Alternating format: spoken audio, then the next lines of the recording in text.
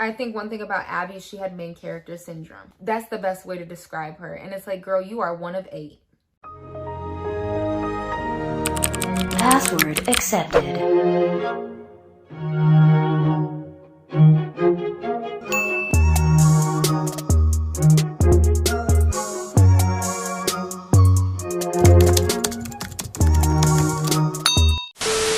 Hey guys, it's your girl Cameron and I'm back at it again with another video. And today we are going to be talking about the new Netflix series 20-something. And I felt like I was the appropriate person because I am in my 20s. I'm 22. This show was marketed obviously towards my age group and I felt like, hey, why not sit down and review it and talk about it and see how it translates to somebody who's in that marketing group, and just in general as somebody who's a consumer of a lot of reality television. Like and comment down below. Did you watch it and did you like it? And please hit that subscribe button if you want to see more content like this. Thank you guys so much for watching, and without further ado, let's just get straight into the video. Netflix has been amping it up with the reality TV series that they produced, and it is following the lives of 8 different cast members who are all in their 20s. Most of them were around 26, so like that mid-20 phase, they're right in that sweet spot. And the show explores themes like homesickness, failure, tragedy, identity, sexuality, money, success, and love. So there's a lot of different avenues that this show goes down, which I thought was really intriguing about it. And something interesting, so they aim to find themselves in a new city and see if it's the right fit. And then after 10 weeks, I believe it's 10 weeks, they have to make the decision if they want to stay or leave. It sounds like it might be somewhat of a boring show, but it was very interesting. The guys and the girls lived in separate houses. And this is something that I believe that they did to minimize or cut out unnecessary drama. I think they didn't want it to be so love hook up focused, and I think it was best to keep it separate. And I like that decision. The show was really just stripped down and simple. The simplicity was really refreshing. You're so used to reality TV shows where people are screaming at each other, cussing each other out. Be my friend! No matter what! You don't talk the way to me or him! This is definitely not one of those, which is nice. We don't see that very often. And it was almost so like simple and kind of just like at some points that I was like, am I missing something? Like, what's the catch? I don't want to say it was boring, but I was watching like, why am I watching this? At some parts it felt a little flat to me, but I really think that was just the style of the reality television. It kind of modeled off of a real world where you just bring people into a house. Reality TV has veered off a lot since the first Real World episode, but I think it wanted to get back to that root, and this was Netflix version. I kind of just want to talk about my thoughts on the show so that you guys know what angle I'm coming at. As someone who's 22, gonna be 23 soon, even from the first episode, it was somewhat comforting. It felt like you're seen, right? You're not getting a bunch of influencers in a house who are already established, who have tons of followers. A lot of reality TV is centered around the rich and famous, or on the very opposite end, it's focused around crazy people who have really weird lives. Think about like TLC shows. Really? So there's almost like this, we're lacking this happy medium. Like, okay, I'm not the only one going through this. And I liked that. It's pretty relatable. And I know that's such a buzzword now. Relatability. And maybe Netflix was like, why do some crazy overproduced show when I can just show some 20-something-year-olds figuring it the hell out? Some things that I was kind of irritated with, because I watch a lot of reality, is there were a lot of half-assed storylines. So they would start leading on to a problem, an issue. Somebody would give a look, right? Somebody would send a text. And they would just kind of gloss over it for like the next 20, 30 minutes. And then all of a sudden it comes back up. Or they didn't really delve into that. And I think that sometimes, I think that's what was missing. It was like some of the conflicts were not closed enough for me, and I think they did pretty good with the casting. There was people from different races, representations, variations, sexualities, identities, different areas and corners of the United States. They found somebody that could possibly resonate with someone watching at home. Speaking of the cast, I want to go through each cast member, bring up some things that happened during the season and my opinions. I think that this show is much bigger than just the isolated issues. I think that they were trying to add to a bigger conversation. We're going to start with Isha. Isha is the resident fashion designer in the house, aspiring fashion designer. And she has this clothing line called Hut Mentality. And she's coming to Austin. She wants to get her pieces out to boutiques. I think I could relate to her the most out of all of the characters as far as her dream. She's a creative.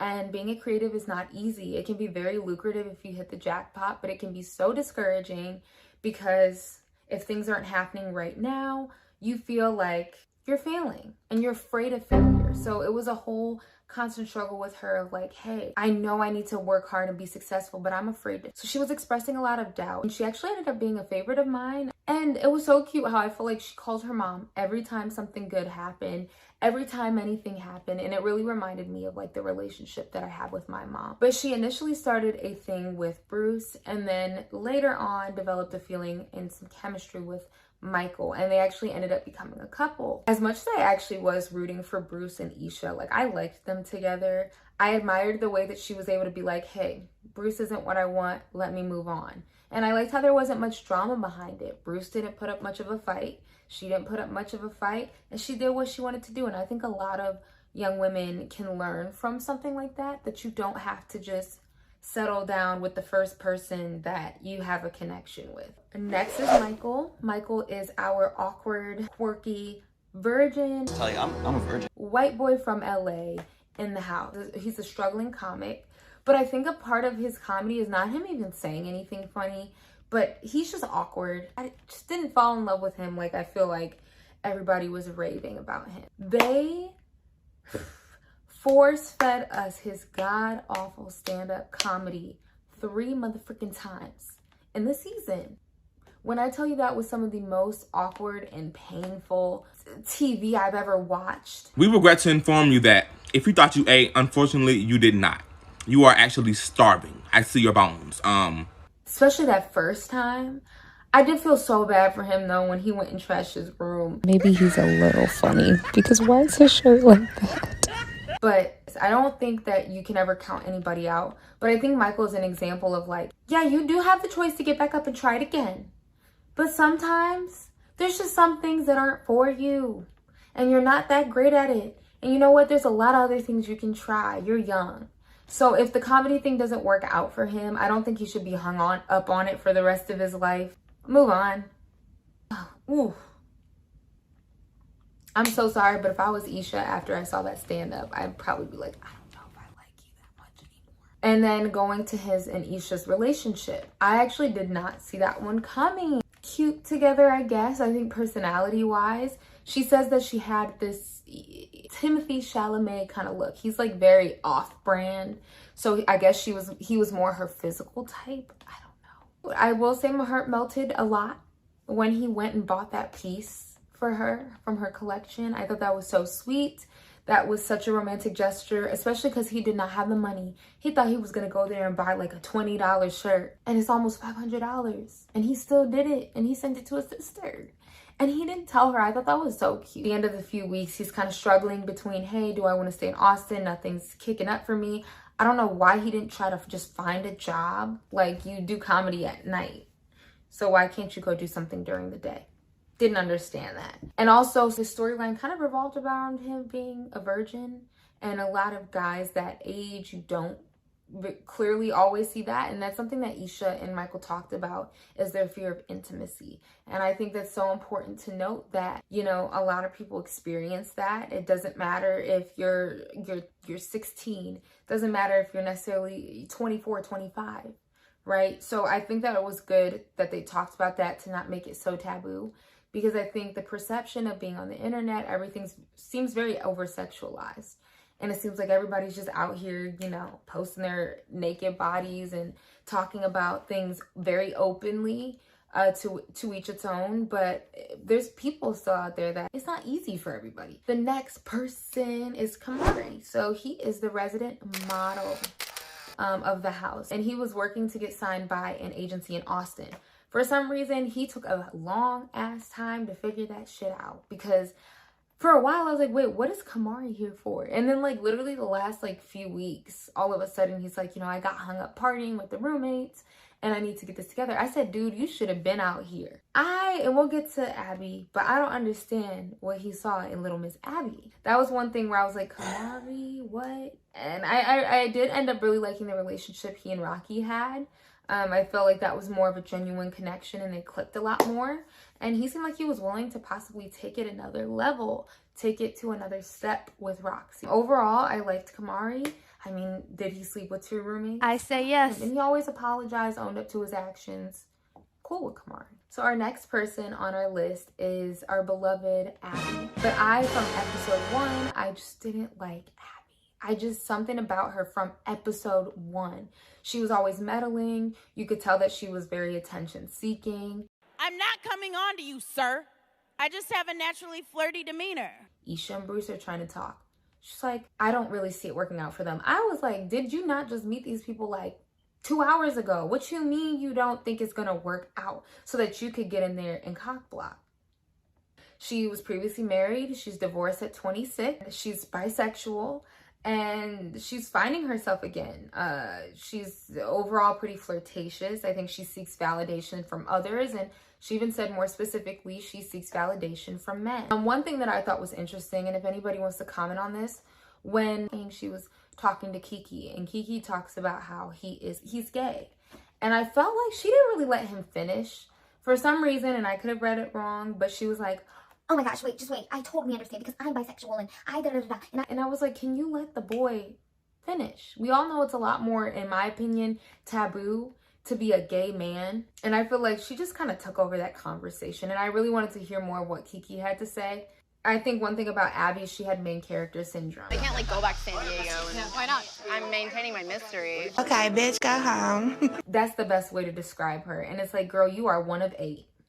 When it came to her and Kamari's fling, I understood where she was coming from at first. There are some things that are just borderline disrespectful. Just have some respect for me. If you're gonna flirt with some girls and hook up with girls, just don't do it in front of my face. And I get that. But after like the 3rd time, they said, we're not going to have a thing. When Kamari ended up sleeping with Roxy, she pulled him aside like, honestly, I just feel like it's disrespectful and blah, blah, blah, blah. But she was already starting to feel out the new roommate. And she was already like kissing him and doing all, and she was going on dates. So I didn't understand where that energy came from. At a certain point, I was like, girl, you gotta let Kamari go. I don't know why she's acting like this, but maybe it must have been for her to be acting like that because she was getting on my nerves. I think the consensus is a lot of people didn't like Abby. Shocker. So the next person is Roxy or Raquel. I really like the name Roxy. I think that's cute. But I don't know if I missed this or they just really didn't give Roxy the time she deserved, because I found out that she was in IT. She was in IT in Florida or something. And she decided to come to Austin and explore the IT tech market here. And they really, if they did mention it, comment down below, let me know. But it wasn't something that stuck with me. For a while, I was like, wait, why is Roxy here? I remember for like 4 or 5 episodes, I was like, what is Roxy doing? They started to hint at her getting some screen time when it came to her and Michael, but that was a dud. I was really surprised she was into him, but I was really glad she just took that back because I did her thing, minded her business, had her fun. I respected her for going after her connection with Kamari. I'm not going to block my blessing. I'm going to go for it. Next is Kiki. So Kiki is gay and he's discovering his sexuality and how to express it openly in Austin. This is the first chance that he's gotten. He walked into this experience never even kissing a guy. I liked Kiki. I really did. I was rooting for him, but I was kind of annoyed. Understandably, I can tell he has very low confidence due to suppressing his identity for so long and not really dating, but I feel like I felt like he kind of needed to stop self-deprecating in some moments. I also think he was a little bit of a talker. I don't know if you guys noticed that, but he would say one thing to one person and then say, OMG, did you hear this? He would always say things, especially on his dates, like, oh, I'm so awkward, or I'm nervous, or, you know, and I used to be somebody like that who would wear everything on my sleeve. To be honest with you guys, that is not the most attractive quality when you are constantly kind of downing yourself. Oh, I just don't know what I'm doing. I don't know how to do this. I'm so awkward. I'm so scared. Damn, okay. That's not attractive and it's not good for your mental. I know it's really hard to shake it, and maybe he'll grow out of that, but I was kind of getting annoyed. I was like, it was a little much. And on the show, he did date a few guys, and I felt really bad for him when it came to the Oscar thing. I think Oscar either just wasn't into him like that, or he just wasn't ready for that type of commitment. However, him and Kiki just went out like one time, one-on-one, and they didn't really get another chance. So I felt like he kind of jumped the gun. Like, I want you to be my boyfriend. It's like, we went on like 2 dates. To me, everyone's different, but I need a lot more time. I need a few months to decide if I want to date you. So I feel like he jumped the gun, but I think this is something he'll learn. I think that's the scary thing about first starting to date and talk to people, especially when you're an adult. There's probably some insecurities there, but it can be hard to read the cues. Like when he was saying to Oscar, like you could see Oscar was like, are we dating? Like, we're brushing the horse, that's for sure. Oh my. He was trying to dance around it. I do respect him though for calling him and closing things properly with respect. I always believe if you don't want to be with somebody, cool. But I think if you care about somebody and you're a decent person, I think it's just only fair to explain or talk to them and not ghost them. Not out there, and I think he had a nice character development throughout the series. The next person is Natalie. So she was sweet.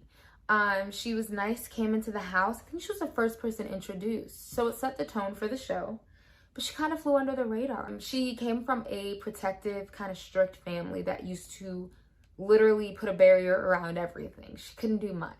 I have very strict parents, so I've never had a boyfriend. So she hasn't really dated like that. She frequently was the one who kind of discussed her body image and how she felt she looked different from some of the other girls. And I think that was very notable and important to talk about. Her character arc was finding her groove. So she dated a bit, got stood up at the bar. That was really awkward.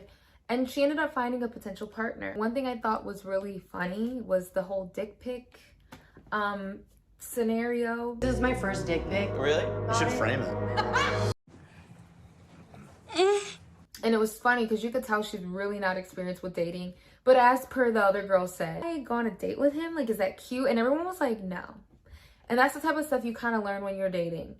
You know, there's some things that's just too bold. And I thought it was funny because she was geeked by it. Like, my girl was gassed. She was like, ooh, he sent me a little And the girls gave good advice. If that's what you're looking for, sure. Still think it's cringe. I don't think you need to be sending your privates when nobody asked for it. But if you're looking to like kind of have somebody who could potentially be serious, don't do it. One thing that I really wanted to touch on was the Adam situation. Natalie expressed she had a crush on him. And he was handsome, but I think Natalie just kind of in her mind was like, I want to have a thing with a neighbor. So I'm going to go for it. Right? Even if we click, even if we don't click, really putting herself out there. But Adam, I guess, just really wasn't drawn to her or gravitated to her. Abby had the eyes for him too. And Natalie said to Abby, hey, you know, I really like him. And Natalie asked Abby, if he had a thing or he was pursuing an interest in you, would you go for it? I mean, Natalie gave her the option to be honest. And Abby said, no, that's weird. And that's why I really was like, To me, I feel like when somebody asks you and you already know yourself, just say, I don't want to step on your toes, but I cannot say that if he didn't come after me, I can't say I wouldn't pursue it. And then it would be all fair and games, right? Because everything's on the table. But she lied. Natalie started noticing Abby was flirting with him, hanging out with him all the time. Lo and behold, behind each other's back, even though she kissed him. So Natalie felt discarded, and I felt really bad for her because I was like, Abby, why the hell would you sit here and say you would never do that and then do it? And when Natalie sat down and confronted her, I was proud of her for doing that. Abby turned it on herself and started crying. I was like, I hope Natalie sees through this crap because she knew what she was doing. It was addressed. You gave your friend your word that you wouldn't do some grimy shit like that, and you still did it. And I think she had a lot of self-growth, of course. She was literally like coddled her whole life. So that was exciting to see her journey. And I really liked her and Kiki's friendship, and they're ending up trying to find a place together in Austin. They're both gonna stay. So that was a nice little ending to their story. And the last main person I want to talk about is Bruce from North Carolina. I don't have much to say about him. He's the hometown boy, frat kind of dude from North Carolina, Southern boy. And I really liked Bruce, even from the first day. And it was interesting because Isha, when she was getting to know him, she kind of out of nowhere just mentioned, hey, I don't know if our political views align. And she didn't want to directly talk to him about it. They never really had that conversation, and I would have liked for them to have more of a serious conversation about it, not just in the club. You know, I didn't really think about his political stance or what he could be because, to be honest, he kind of struck me as somebody who was just an open, accepting, cool dude. He seemed cool to me. I really loved him and Kiki's friendship. I mentioned that earlier. I mean, at the gay bar, he was just so open. He was cool. He was dope. I could see a lot of people like Bruce. So he ended up leaving, going back to North Carolina. He was homesick, and I respected it. That's a huge deal, but he did get a job offer. So my wrap up, my overall final thoughts on the show. It wasn't the best show I've seen, the best reality TV show, but it resonated with me a lot. And I've heard that Austin wasn't portrayed realistically. I'm not the person to really go into this because I'm not from Austin. I've never even been to Texas. She doesn't even go here. Some people saying who were residents that they tried to make it look like this utopian city that was just booming and thriving. But like most cities, there's a good and there's a bad side. I would recommend this to people kind of looking for a weekend watch. This isn't something that I'm like, yo, like you have to watch 20-something. I think it's one of those things that's good for conversation starters too. So you can watch this with a friend, pause, hey, let's talk about it. Usually I want reunions for shows like this, but I didn't need it. So the revival of this type of show I think was refreshing and it was necessary. And I would most likely watch the next season if there is one. Please comment down below. What did you think of the show? Did you enjoy it like I did? And who was your favorite cast member? Please hit that subscribe button down below. And I will see you guys on a later date. Thanks so much for watching. I'll see you in my next video.